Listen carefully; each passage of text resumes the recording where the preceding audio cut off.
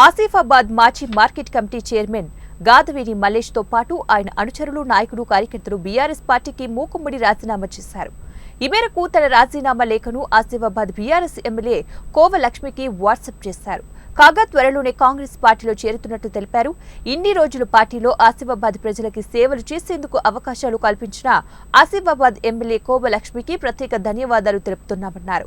తన రాజీనామాను ఆమోదించాలని విజ్ఞప్తి చేశారు. ఇన్నాళ్లు తనకు పార్టీలో సహకరించిన ప్రతి ఒక్కరికి కూడా పేరు పేరున కృతజ్ఞతలు తెలియజేశారు. రాజకీయంలోకి తీసుకురావడం ఆయన వంతు భాగమైంది. ఆయన కొంత పార్టీలో కొంత ఆయనని దూరం పెట్టడం వల్ల ఆయన నారాజుగా ఉండే అప్పుడు ఎమ్మెల్సీ అయిన తర్వాత ఇప్పుడు ఆయన కాంగ్రెస్లో వెళ్ళడం జరిగింది. ఆయనను అనుసరించి నేను ఆయనకు దగ్గరగా ఉంటాను కాబట్టి తప్పకుండా ఆయన మీద నమ్మకం ఉంచి కాంగ్రెస్ పార్టీలో పోతే గుండి బ్రిడ్జ్ కానీ గుడిగుడి బ్రిడ్జ్ కానీ రోడ్లు నాకు సాలెగూడ బీటీ రోడ్ కానీ నేను ఎంపీటీసీ పరిధిలో ఉన్న అవి చేయలేదు.